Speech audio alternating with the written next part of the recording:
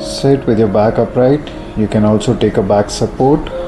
Wrap the Theraband around your foot like this and hold both the ends of Theraband like this. Now push the foot down against the resistance and come back slow and smooth.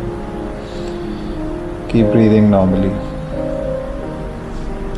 Now with the help of other leg, change the direction of pull and move your foot into eversion and inversion.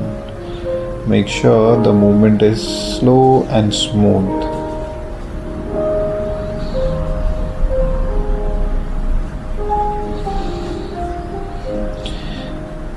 Now hook the Theraband on the other side with the other leg and move the foot into inversion.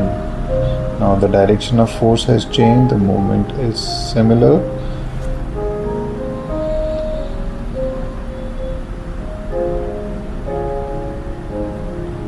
Slow and smooth.